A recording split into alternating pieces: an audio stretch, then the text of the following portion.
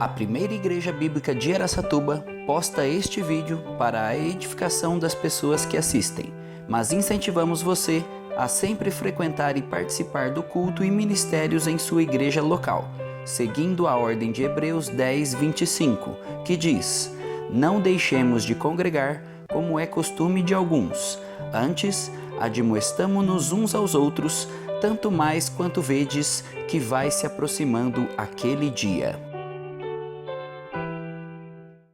Hoje nós vamos falar sobre o Evangelho. Nós vamos falar sobre o Evangelho, mas o que é o Evangelho? Ontem eu disse para vocês que a Zoe lá dormindo, na hora de dormir, ela pergunta lá para a mãe: "Mãe, o que significa Evangelho?" Ela queria a definição da palavra Evangelho, e quando a Kátia dá a Zoe a definição da palavra Evangelho, ela fez uma associação rápida com o fato de que o Evangelho é Jesus. Olha que lindo isso, eu gostei demais de ouvir isso, eu gostei demais de ver aquilo. Mas eu gostaria que nessa manhã a gente entendesse que para falarmos do Evangelho, a partir dessa definição de o Evangelho é uma boa notícia, nós precisamos, sem dúvida nenhuma, entendermos que boas notícias, elas só caem bem se nós estivermos diante de uma má notícia.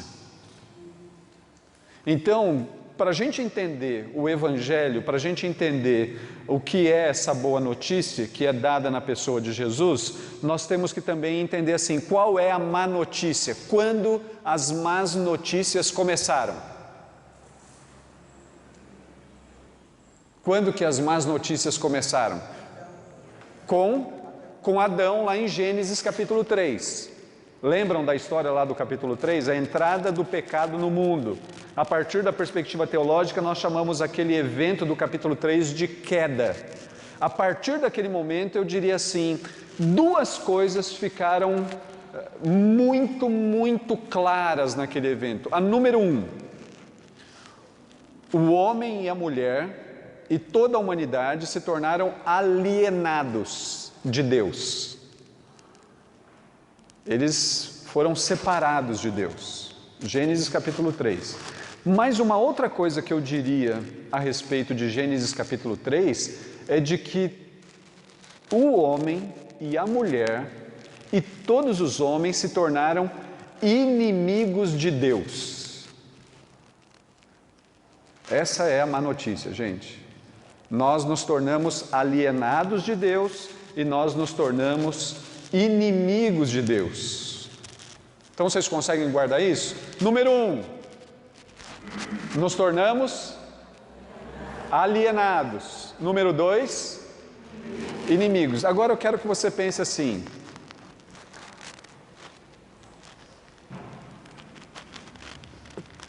gente, alguém aqui tem inimigo? Não, né? Em igreja ninguém tem inimigo, né? Ninguém tem. Mas de vez em quando eu encontro uns crentes que têm inimigos. Agora imagine alguém ser inimigo de Deus. Dá até arrepio, né?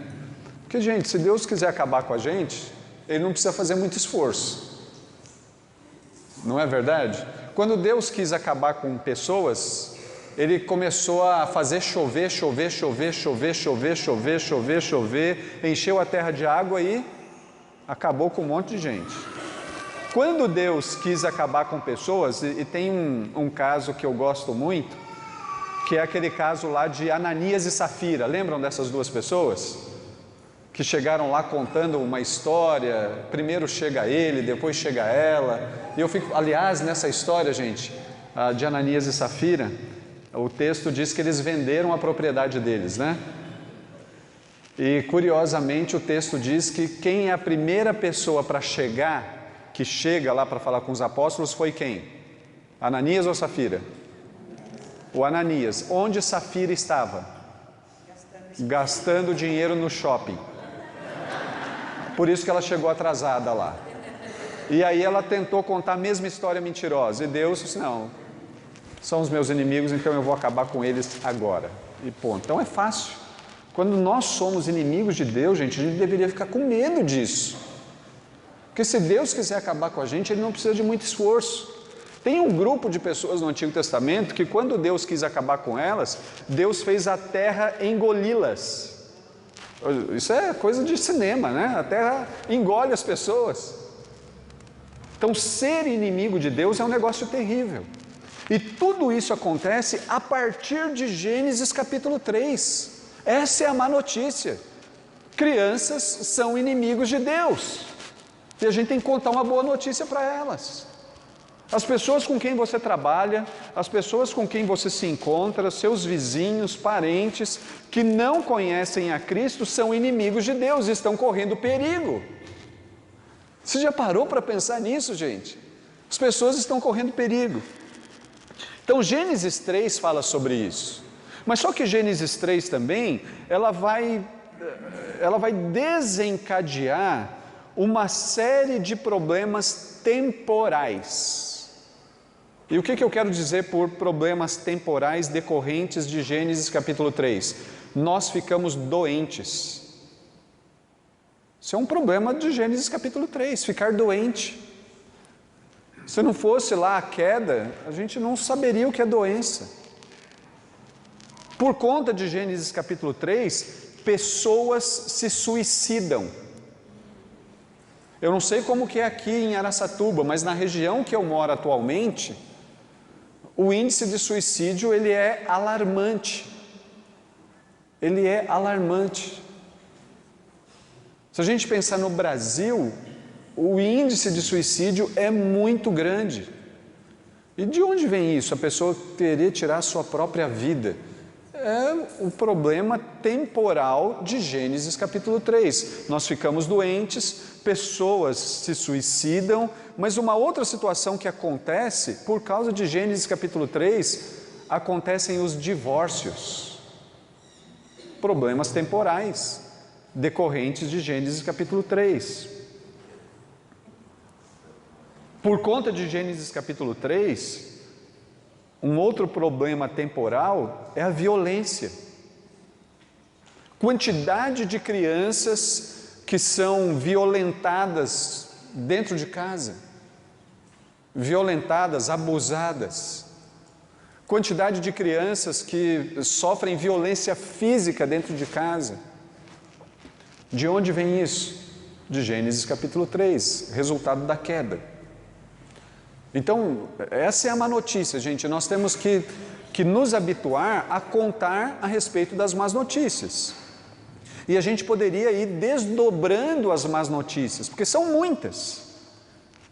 As más notícias, elas têm a ver com problemas temporais. Mas as más notícias têm a ver também com problemas eternos. E por eterno eu quero dizer assim, se a gente não tiver uma boa notícia, se nós não entregarmos a boa notícia de Jesus, pessoas podem viver a eternidade no inferno. Gênesis capítulo 3 define a nossa eternidade no inferno. Olha isso. Então a gente não conta a boa notícia sem antes dar o panorama da má notícia. Então a má notícia tem a ver com questões temporais e com questões eternas. E aí quando eu entrego a má notícia, eu também tenho que entregar a boa notícia. E a boa notícia é que Jesus resolve essas coisas. Mas eu quero ainda insistir com você sobre algo antes da gente continuar aqui. Quantos de vocês conhecem não crentes que são bons? Alguém conhece? Esse não crente que é bom, o que ele faz? Que você, aquela pessoa é boa mesmo. O que ele faz? Que você consegue identificar que ele é bom? Ele é honesto, Olha só, é possível então que haja não crentes honestos, não é verdade? Quantos conhecem não crentes honestos? Uau, gente, vocês conhecem honestos, não crentes, mas o que mais que um não crente faz que deixa você assim de boca aberta? Olha só, gente, existe essa pessoa, um não crente que se preocupa com o próximo. Existe? Muitos. Como mais que é o não crente que você... São bons pais. Gente, eu conheci alguns anos atrás um senhor,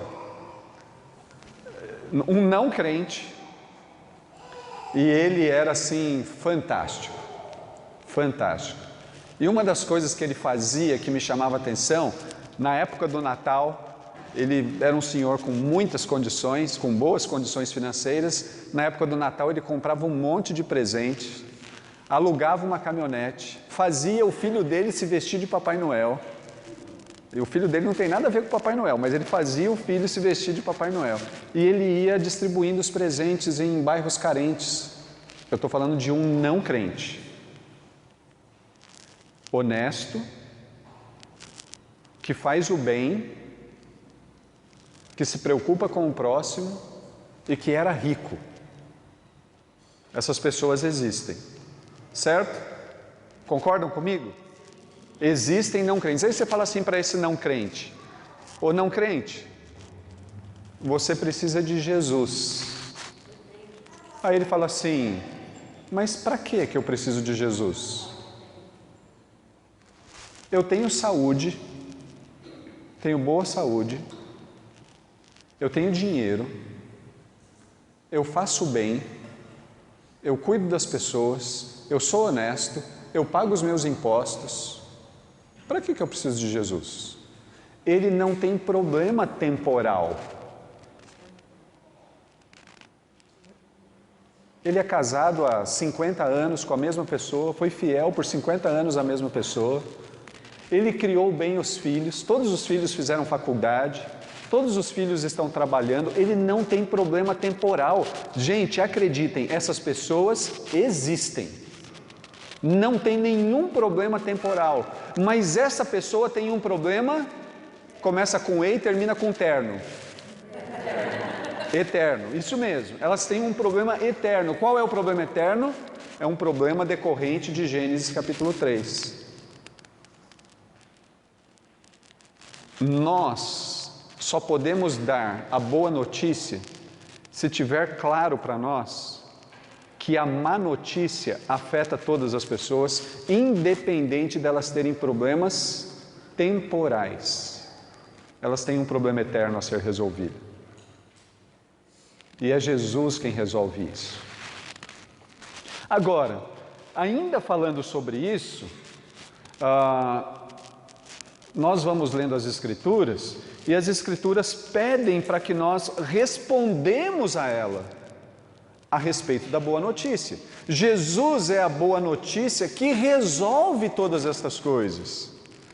E à medida que Jesus é a boa notícia que resolve todas essas coisas, a gente tem que pensar assim, mas espera aí, como assim? Quem é Jesus que é capaz de resolver todas essas coisas? Jesus é o próprio Deus, só Deus poderia resolver essas coisas. Então, olha o que a gente está fazendo aqui. Nós estamos pintando o cenário das más notícias e dizendo que tem uma pessoa que é capaz de resolver isso. Mas a pessoa, para resolver isso, ela tem que responder da seguinte maneira. Então você está dizendo que por causa de Gênesis 3, eu estou contaminado? Por causa de Gênesis 3, a Bíblia vai dizer que todos nós somos pecadores. Todos nós fomos alienados de Deus, fomos destituídos da glória de Deus. Tá, e o que eu tenho que fazer? Você tem que dizer para o Senhor: Senhor, me perdoe. Mas como assim, Denis, me perdoe? Eu dou os brinquedos, eu sou honesto, eu cuido da minha esposa, eu tenho filhos.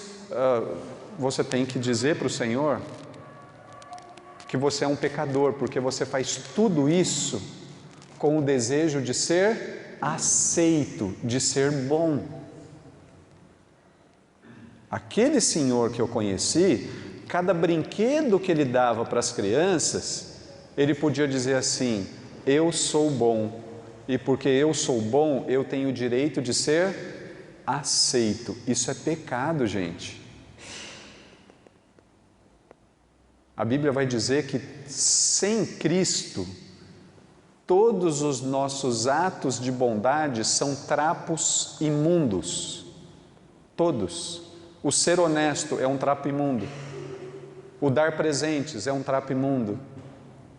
O pagar os impostos é um trapo imundo. Eu faço as coisas boas para ser aceito.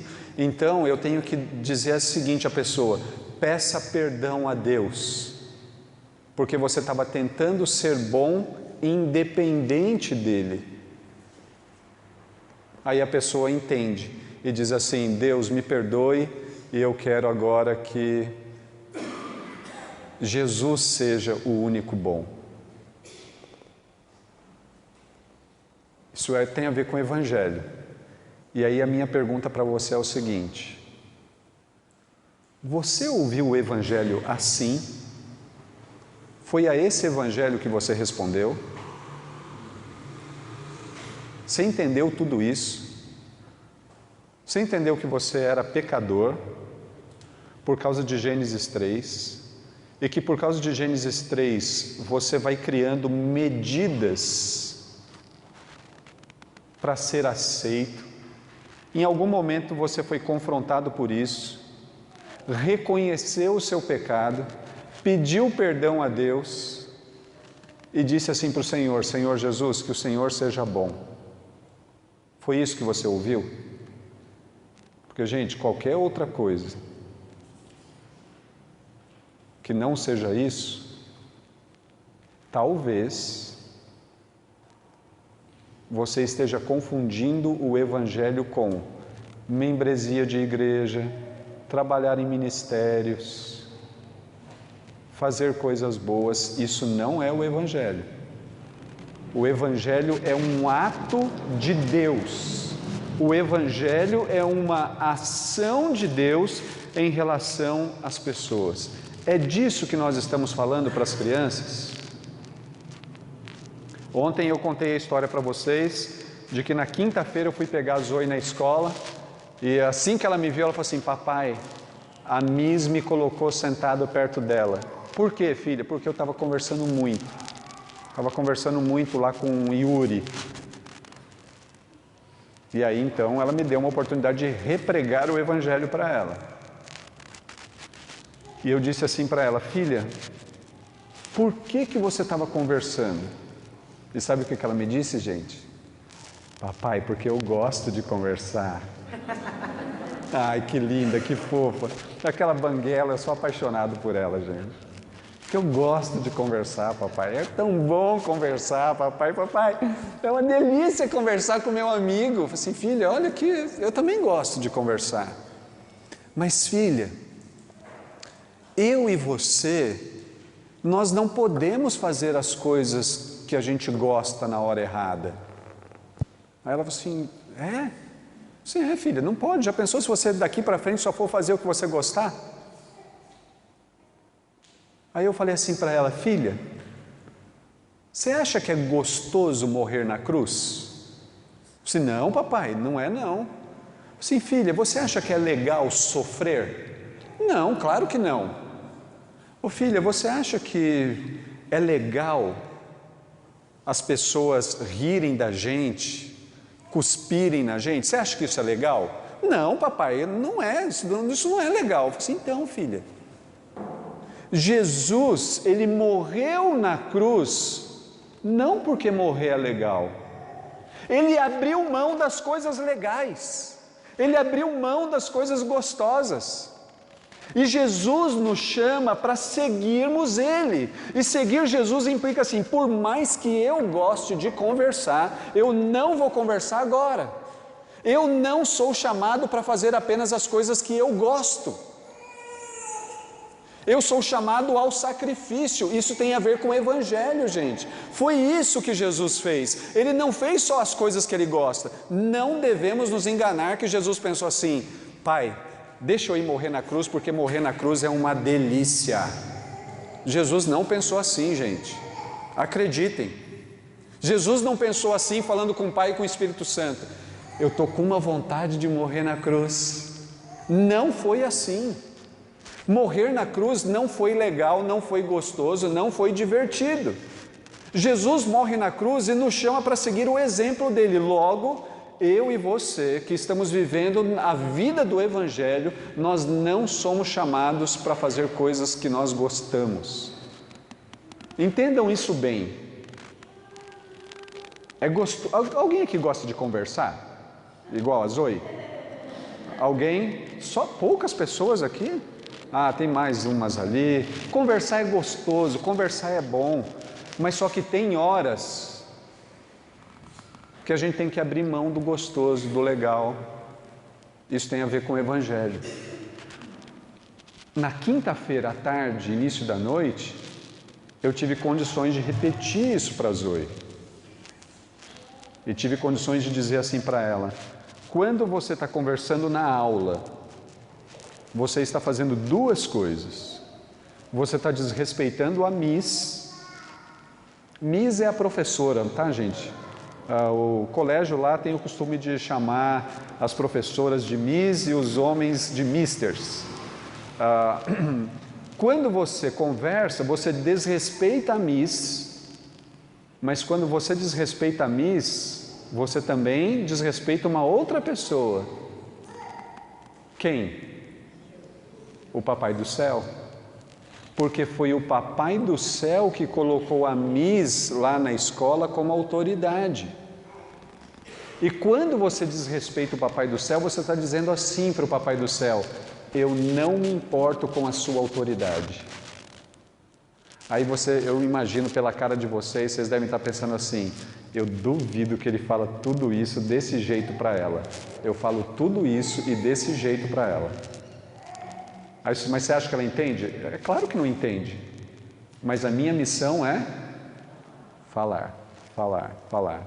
Porque Deus é soberano e eu sou o instrumento, eu sou a ferramenta que Deus pode usar na vida da minha filha. Então, de novo, eu quero perguntar para você: você de fato ouviu o Evangelho? Você ouviu essa história? A má notícia. Você ouviu que a má notícia gera problemas temporais e problemas eternos? E que talvez você seja uma pessoa que não tenha problemas temporais, mas ainda assim tem um problema eterno. Você tem que olhar para Deus e dizer: Deus, me perdoe pelos meus pecados. Eu reconheço que eu sou pecador, eu reconheço que eu faço coisas para ser aceito, eu reconheço que eu faço coisas porque eu quero ser bom, me perdoe por isso. Você pediu perdão por isso, você começa a andar no caminho de Jesus. Isso é o Evangelho, gente. Foi isso que você ouviu? Qualquer coisa que não seja isso, você não ouviu o Evangelho, você não respondeu a ele. E pode ser que você esteja confundindo o Evangelho com ser bonzinho, ser educado. Ontem à noite eu falei, né? Tem gente que confunde assim: ah, o meu filho mudou radicalmente a atitude. Ele tomava Coca-Cola, agora ele toma suco. Isso não tem a ver com o Evangelho. Até não crentes descobriram que é melhor não tomar Coca-Cola, é melhor tomar suco, natural. Até não crentes descobriram já que o sedentarismo não faz bem para a vida. Aí agora eles estão correndo, nadando e pedalando. Mas isso não tem a ver com nova vida. Nova vida é vida nova, mudança radical. Você ouviu isso? Eu queria muito que você pensasse sobre isso, porque se você não ouviu isso, você não está falando disso para as crianças. E é isso que vai mudar as crianças. Acreditem nisso. Tá claro? Entenderam aqui? Boas notícias, más notícias, tudo claro? Perguntas? Sem perguntas? Então, nesta manhã, antes da gente terminar aqui, eu quero que a gente pense nessa imagem aqui, ó.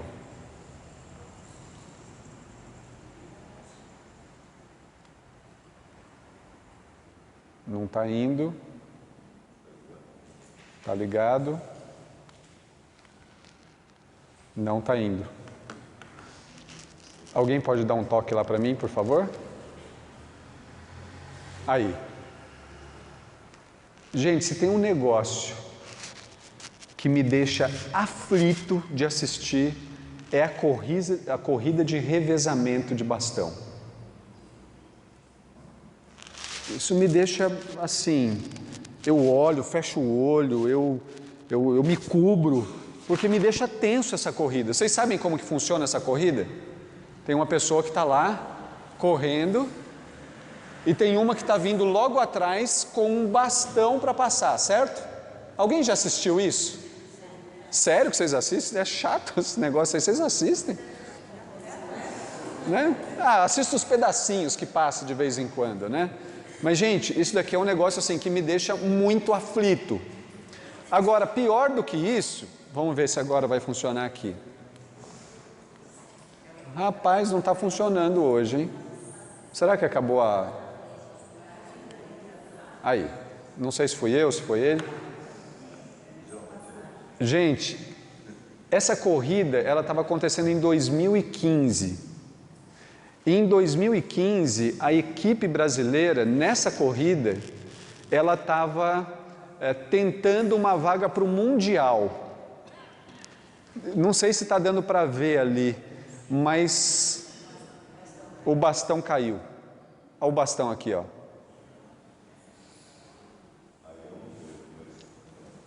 Gente, por causa da queda desse bastão, a equipe não teve a classificação para o Mundial de 2016. Eu que gosto de esportes, eu fico assim, nossa gente, que coisa terrível. Mas quando eu vejo essas imagens, eu fico pensando em pais e ministério com crianças. Pais é aquele grupo de gente que está correndo atrás do filho e pronto para entregar o bastão. E o filho está lá, ó, pronto para pegar o bastão. Num esporte como esse, mais importante do que a velocidade é o saber passar o bastão. Não é tão importante a velocidade aqui, mas é o saber entregar o bastão e o saber pegar o bastão à medida que as pessoas estão correndo. À medida que corre, o que é a medida que corre? À medida que o seu filho está estudando lá na escola, você tem que estar atrás para entregar o bastão para ele. À medida que corre, é à medida que o seu filho está brincando lá com os amiguinhos. E você está, eu vou passar o bastão para ele. Agora, curiosamente, você também está correndo. Você está correndo com o seu trabalho, você está correndo com os seus cursos, você está correndo com os seus estudos, você está correndo com um monte de coisas. Mas Deus deu para nós o bastão. Deus deu para nós o bastão do Evangelho para que a gente passe corretamente para os nossos filhos. Então a gente tem que treinar essa passagem de bastão. Porque, gente, se o bastão cair, as coisas ficam complicadíssimas. As coisas ficam complicadíssimas. A gente tem que treinar para que o bastão não caia.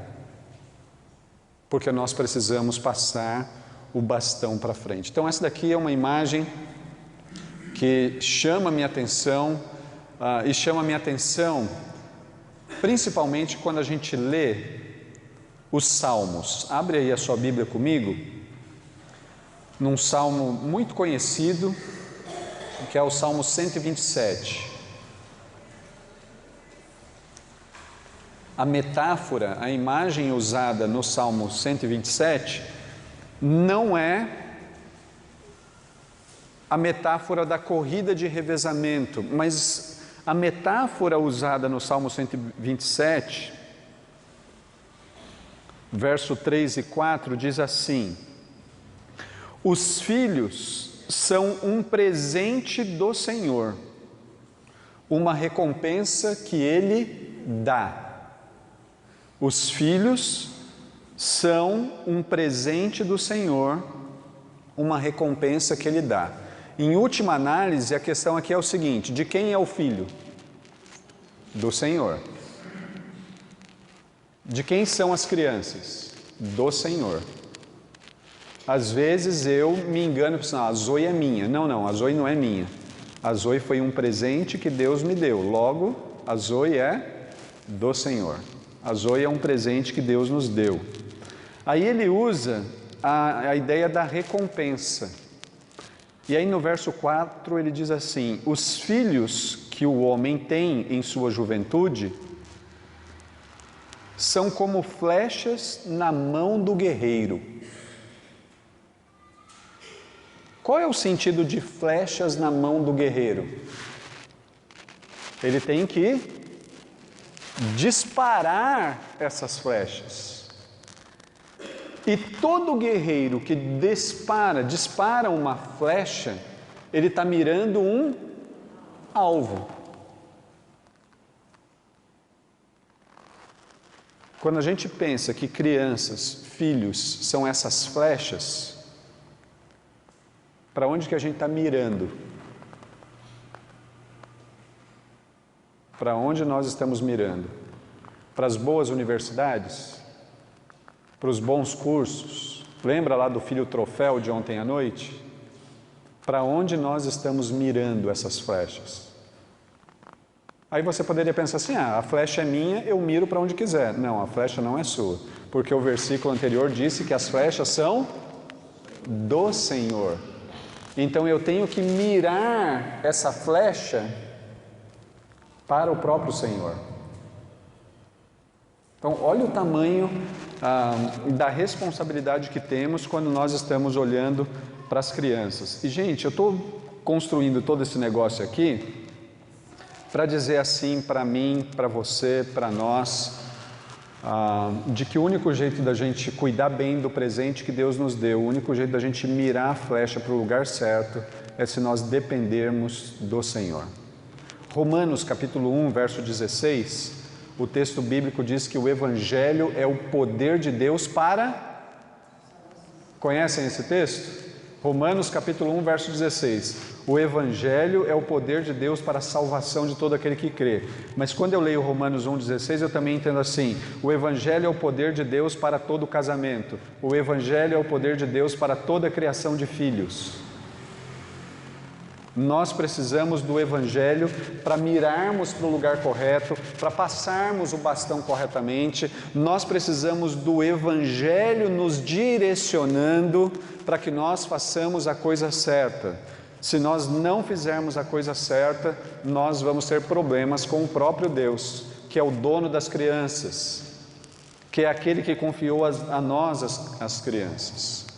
Então, de novo, gente, João capítulo 3,16, verso que a gente conhece bastante: porque Deus amou o mundo de tal maneira que deu seu Filho unigênito para que todo aquele que nele crer não pereça, mas tenha a vida eterna. A gente tem que lembrar que Jesus é o único Filho de Deus. Jesus é o único Filho de Deus que morre no nosso lugar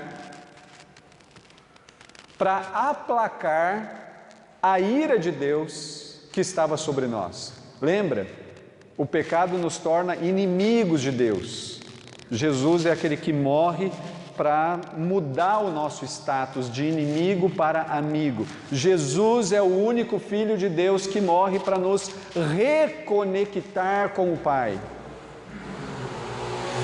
que é o nosso Criador. Jesus é o único Filho de Deus que morre, ressuscita no terceiro dia e nos dá o privilégio de colaborarmos com Ele nessa tarefa de cuidarmos do presente, de lançarmos as flechas no lugar correto. E eu vou ser sincero com vocês, se eu estivesse no lugar de vocês, eu pensaria assim: nossa, mas eu vim na conferência da OANST para ouvir isso.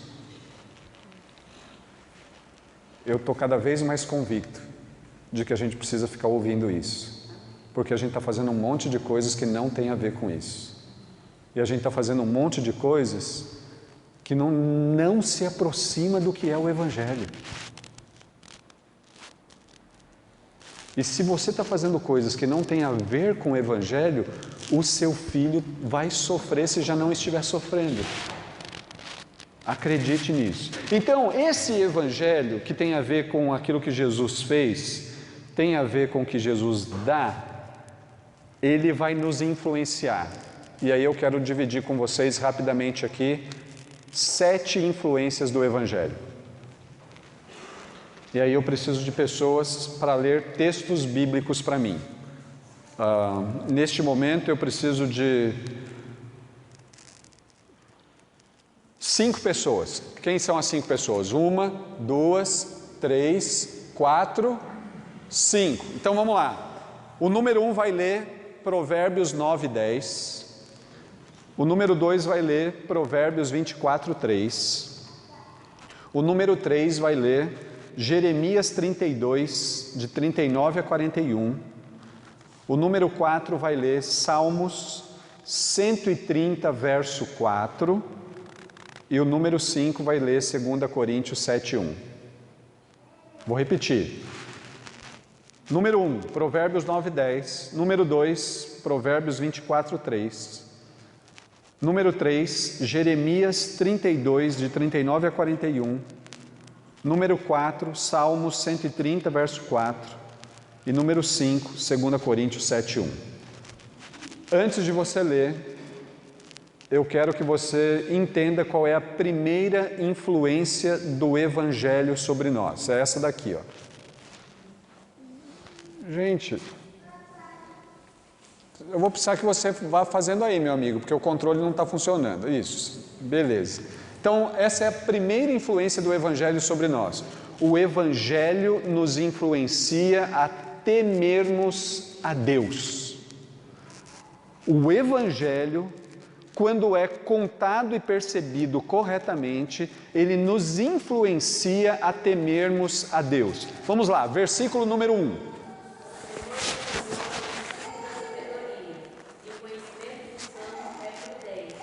O temor do Senhor é o princípio da sabedoria. Então, olha que interessante, gente, vocês conhecem isso. À medida que eu temo ao Senhor, eu tenho sabedoria. O Evangelho, as histórias bíblicas, elas vão dizendo assim para nós: tema o Senhor e você vai ser sábio. Qual é o resultado da sabedoria? A diferença que vamos fazer dentro da nossa casa. Mas começa com temer o Senhor, respeitar o Senhor, reverenciar o Senhor, entender quem o Senhor é, entender o que o Senhor fez por nós. Verso número 2, 24, 3. Com a sabedoria edifica-se a casa, e com a inteligência ela se firma. Com a sabedoria se edifica a casa. Ah, que legal, mas onde está a sabedoria? Em temer o Senhor. Ninguém se torna sábio independente de Deus. As pessoas podem ser inteligentes, podem ter uma habilidade ou outra, mas sabedoria para edificar a casa tem a ver com temer o Senhor. Gente, olhem para mim, atenção, você não vai ser sábio independente de Deus. E você precisa de sabedoria para cuidar de crianças. Quantos concordam com isso? Gente boa, maravilhosos. Nós precisamos de muita sabedoria para cuidar das crianças. E aí a gente descobre assim, mas aonde está a sabedoria? Em temer o Senhor. Eu preciso de um Senhor sábio, eu preciso de um Salvador. E ele está dizendo: temam a mim, eu dou sabedoria, e com sabedoria as casas são edificadas. Quem quer? Gente, eu estou ficando preocupado agora, Daniel. Eu falo: quem quer? 3 levantam a mão. Quem quer? Ah, sim, que ótimo. Gente, o Evangelho nos influencia a temermos o Senhor. Verso 3, muita atenção nesse verso, gente. Dar-lhe um coração e um só caminho para que lhe temam todos os dias para o seu bem e o bem dos seus filhos. Gente, é Deus quem está falando. Eu vou dar um coração. Pessoal, atenção. Eu, Deus, vou dar um coração para quê? Para que vocês me temam. E quando vocês me temerem, isso vai fazer bem para os filhos de vocês. Qual é o segredo de criar filhos? Qual é o segredo do ministério com crianças bem-sucedido? Temermos o Senhor, porque o Senhor diz que quando a gente teme Ele, isso faz bem para os nossos filhos. E de novo eu quero chamar sua atenção, líder de ministério, professor. Talvez a gente gaste muito tempo preparando a melhor didática, o melhor programa, mas a gente passa pouco tempo temendo ao Senhor, buscando a presença do Senhor. E as Escrituras estão dizendo assim: quando você me teme, isso faz bem para os seus filhos. Olha isso, gente. É fundamental que nós entendamos isso. Verso 4, Salmo 130, verso 4.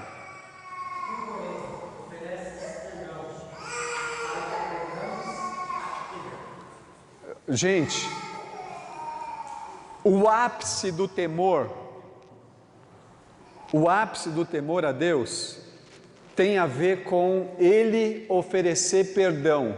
O texto está dizendo assim: eu vou oferecer perdão para vocês, para que vocês me temam. Qual é o ápice do perdão, gente? Começa com cru e termina com Z. A cruz é o ápice do perdão. Lá na cruz, Deus está perdoando o homem. E aí a gente se depara com esse salmo que diz assim: eu vos perdoo para que vocês me temam. Mas a gente está construindo a seguinte ideia aqui, o seguinte argumento, o seguinte raciocínio: quem teme a Deus tem sabedoria, quem tem sabedoria constrói a casa, edifica a casa. O ápice do perdão, o ápice do temor tem a ver com o perdão, e o ápice do perdão tem a ver com a cruz. Logo, o Evangelho nos influencia a temermos a Deus. Se eu temo a Deus, eu sou sábio e eu construo bem a minha casa. Se não tivesse mais nada, eu tenho que olhar para a cruz e tenho que me espantar dizendo: só um Deus maravilhoso pôde entregar o único filho. Deus não tinha mais filhos, gente. Ele só tinha um. E Ele deu esse um para morrer na cruz. Eu vos perdoo para que vocês me temam.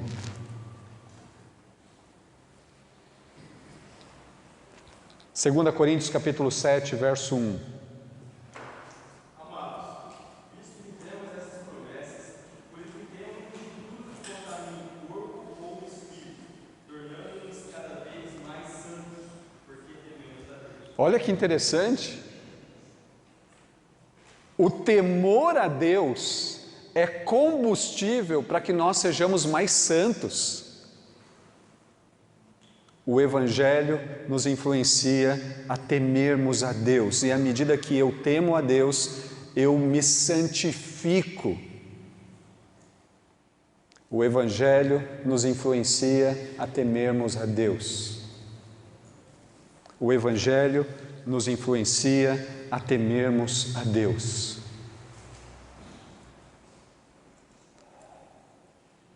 Quando nós tememos a Deus, nós nos tornamos sábios e com sabedoria a gente edifica a nossa casa.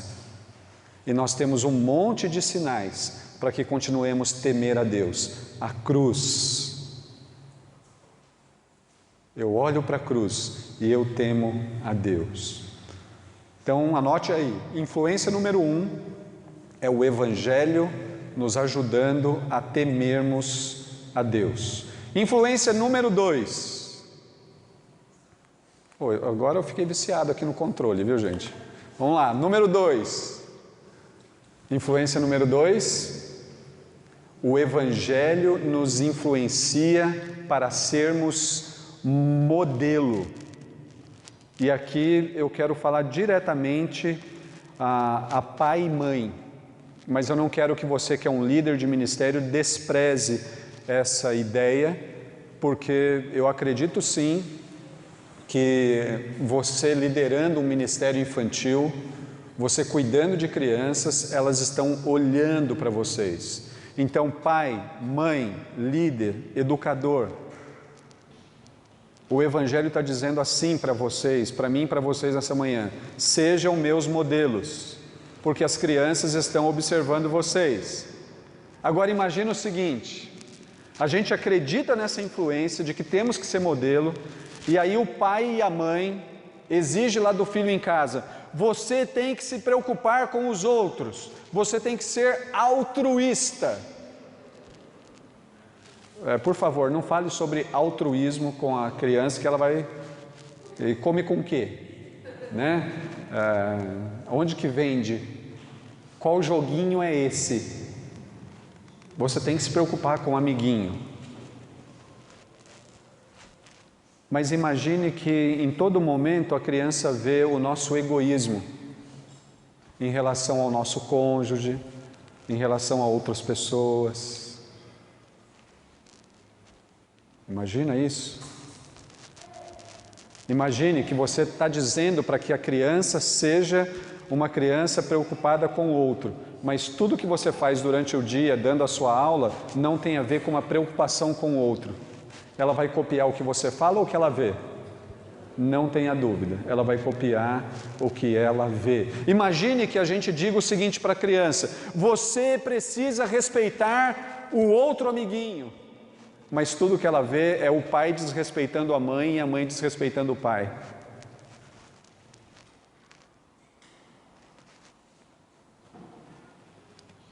A gente imagina a seguinte situação da gente falando para as crianças: você tem muito brinquedo, você tem que doar os seus brinquedos.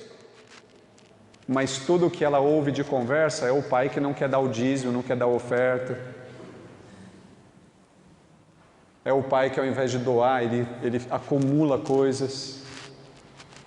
Essa criança vai prestar atenção no quê? No que ela ouve ou no que ela vê? Alguém tem dúvida disso? Alguns anos atrás, gente, eu conheci uma família, e essa família, ela vivia de uma maneira muito triste. E a tristeza que essa família vivia tinha a ver com a maneira como a esposa tratava o marido. E constantemente essa esposa desrespeitava o marido, onde quer que fosse. Se a gente estivesse num grupo pequeno, ela dava um jeito de desrespeitar o marido ali, dizendo que ele era sem noção, dizendo que ele era maluco, que ele não fazia as coisas certas. E ao mesmo tempo esse marido, ele sempre ficava quieto, ele nunca falava nada. E aquilo foi me incomodando, porque eu comecei a discipular o filho dessa família. E um dia esse filho falou assim para mim: pastor, eu tenho interesse por homens. Um adolescente. E aquilo me chamou a atenção, e eu marquei uma conversa com esse casal e disse assim para eles: olha, vocês já pararam para considerar que a maneira como vocês se tratam, vocês estão fazendo o seu filho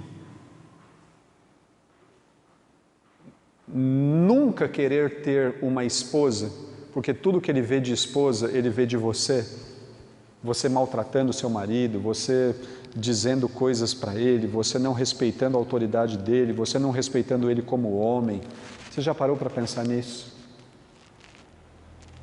Você já parou para pensar que o seu silêncio, homem, a respeito de tudo aquilo que você vive, está mandando uma mensagem para o seu filho, e a mensagem é de que ser homem é isso mesmo? É ser maltratado e pisado por uma mulher? Você, homem, você já parou para pensar que à medida que a sua mulher está fazendo apontamentos para você, e você não muda a atitude, você não revê as coisas, você não leva em consideração, você está dizendo para sua filha de que homem não é líder? E você já parou para pensar que daqui a alguns anos você vai colher frutos amargos desse tipo de atitude? Deixa eu só abrir um parênteses aqui. Eu não creio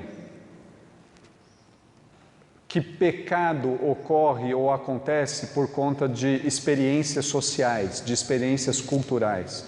Mas eu acredito sim de que o pecado ocorre e o pecado acontece como uma espécie de problema do coração, coração inclinado para o mal por causa de Gênesis capítulo 3, e ele encontra favor nas experiências que a gente vai tendo. Alguns anos atrás, o desfecho dessa história foi o seguinte: eu estava na casa desse casal, e esse casal falou assim para mim: ó, você está querendo cuidar demais da nossa vida. Assim, eu achei que pastor tinha a ver com isso. Então vocês me desculpam, né? De eu tentar ser pastor. Você está querendo cuidar demais da nossa vida, da nossa família cuidamos nós. Tá bom. Há uns 4 anos atrás, esse menino se casou com outro homem.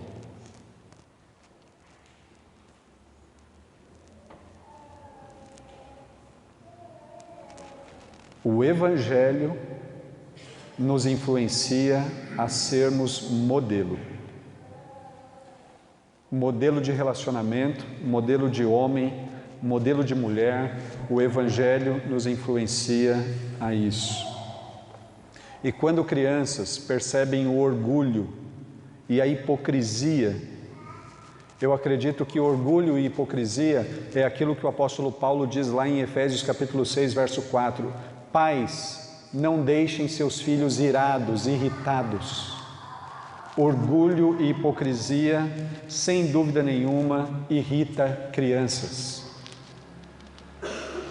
O Evangelho nos influencia a sermos modelo do modelo perfeito que é Jesus.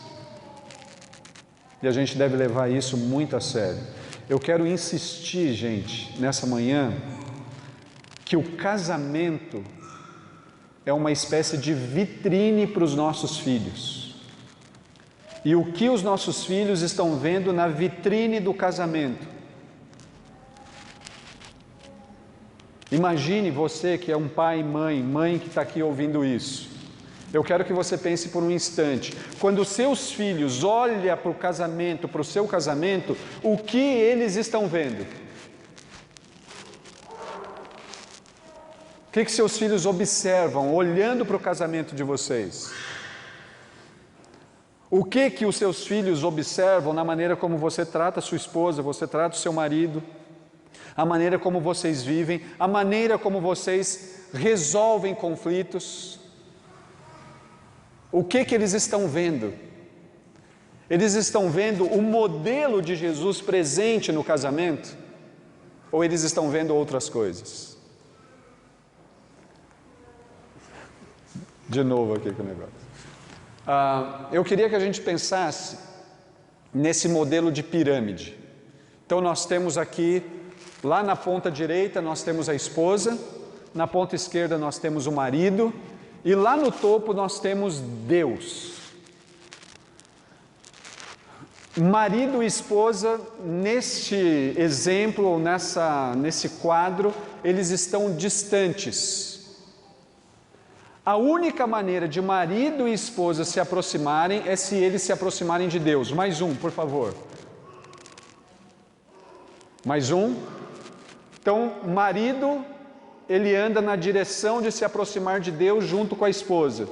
Percebem que eles já estão se aproximando? Estão entendendo, gente? Ó, marido, esposa, Deus. Marido e esposa andam na direção de Deus. Marido em direção a Deus, esposa em direção a Deus. A distância diminuiu. Estão notando aqui? Mais um ponto. Eles chegaram mais perto de Deus. Marido saiu daqui, foi andando, chegou mais perto de Deus. Esposa saiu daqui, chegou aqui, está mais perto de Deus. Olha como eles estão mais próximos.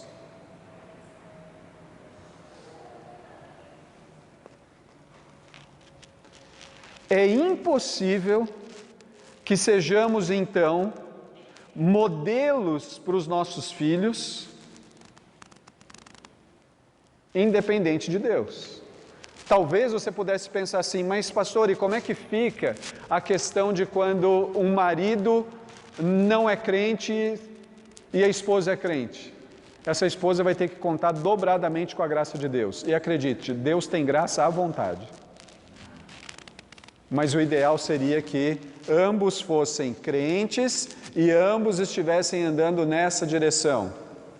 Mas pastor, eu também tenho uma outra dúvida, e a dúvida é a seguinte: e quando a esposa está indo na direção de Deus e o marido está estagnado? Fale com o seu pastor.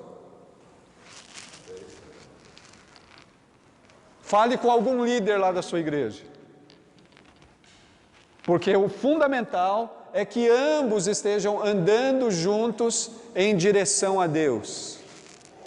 Porque à medida que eles estão caminhando em direção a Deus, eles estão se aproximando e essa proximidade vai fazer diferença na vida dos seus filhos. E aí, eu quero terminar chamando a nossa atenção para algumas coisas importantes no que diz respeito a atitudes que nós podemos ter. Provérbios capítulo 4, verso 3, é um texto que deve nos orientar a respeito da maneira como nós falamos, da maneira como nós agimos.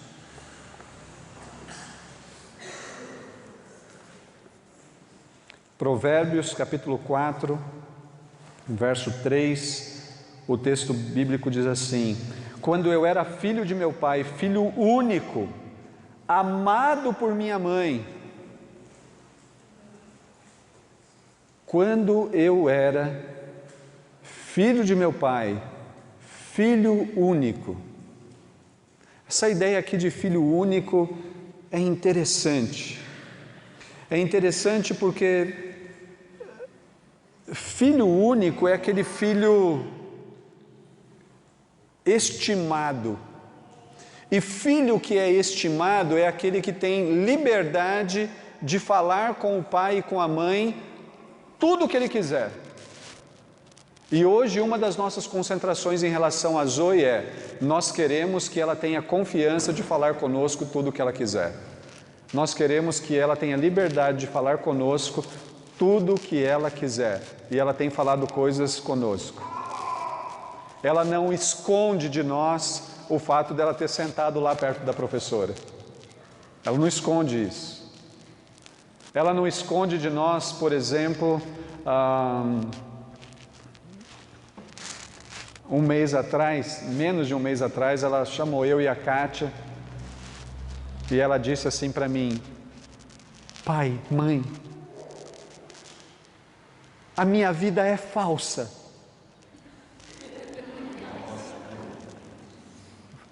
Essa não é a minha vida verdadeira. Eu falei assim: é, filha, e por que a sua vida é falsa? Porque eu quero voltar para São Paulo, eu quero voltar para o Colégio Batista. A vida que eu estou vivendo aqui é uma vida de mentira, é uma vida de falsidade. A minha vida de verdade ficou lá em São Paulo, ficou lá no colégio, ficou lá na igreja. Essa vida é falsa, eu quero a minha vida de verdade.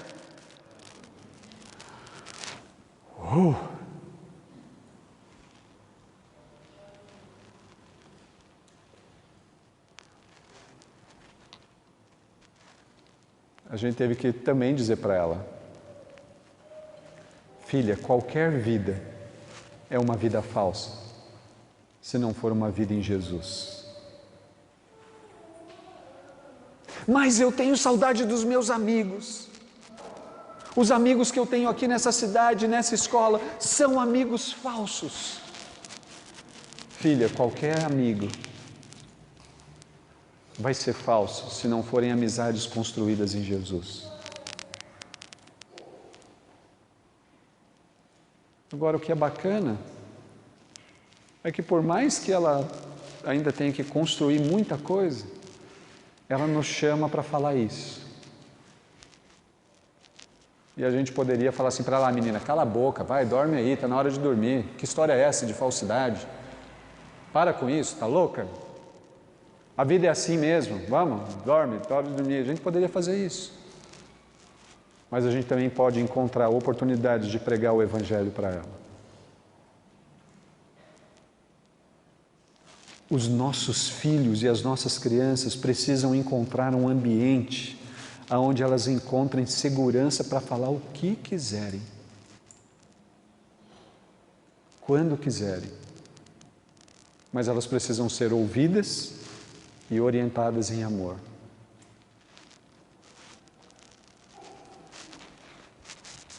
Provérbios capítulo 20, Provérbios 20, verso 7. O texto diz assim: o justo anda em integridade, felizes os filhos que seguem seus passos. Integridade aqui tem a ver com coerência. Você é coerente? Você é coerente? A maneira como você recebe o seu filho, a maneira como você fala para o seu filho, a maneira como você se expressa, a maneira como você linka as coisas uma com a outra, demonstra aos seus filhos coerência, integridade, e isso vai fazer uma enorme diferença na vida deles. Bom, gente, eu falei que tem 7 influências aqui, né? Então a gente vai parar na segunda, e aí depois do almoço a gente volta com as outras 5, tá bom? Eu quero convidar você a orar por aquilo que você ouviu nessa manhã. E eu quero que você faça uma oração dirigida. Dirigida no seguinte sentido: quanto e de que maneira o Evangelho tem te influenciado? Como pai, como mãe ou como líder de crianças? Quanto e de que maneira o Evangelho tem te influenciado? Você ouviu o Evangelho? Quanto ele tem te influenciado? Ele tem te influenciado a temer a Deus? Ele tem te influenciado a ser modelo?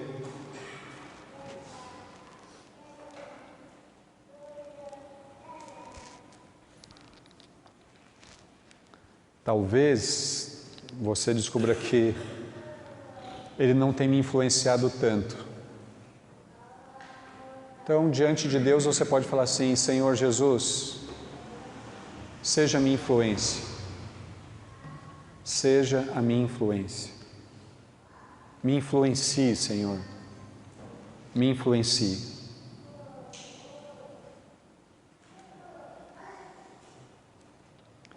Senhor, nós mais uma vez queremos te agradecer por essa manhã. E, Senhor, eu peço em nome de Jesus que o Evangelho, o Teu Filho, nos influencie dia a dia a temermos mais a Ti e nos influencie também a sermos modelo a partir daquilo que vemos no Senhor, a partir de tudo que aprendemos de Ti olhando para as Escrituras. Senhor, nós queremos o bem das nossas crianças, nós queremos o bem dos nossos filhos e a gente pede em nome de Jesus que o Teu Evangelho, que a boa notícia que é Jesus Cristo, nos influencie de tal maneira que a gente faça bem para os nossos filhos, glorificando o Teu nome. O Senhor conhece cada um de nós aqui, o Senhor sabe dos nossos desafios, o Senhor sabe das durezas da vida e eu peço que o Senhor seja a nossa influência. Em nome de Jesus. Amém. Amém.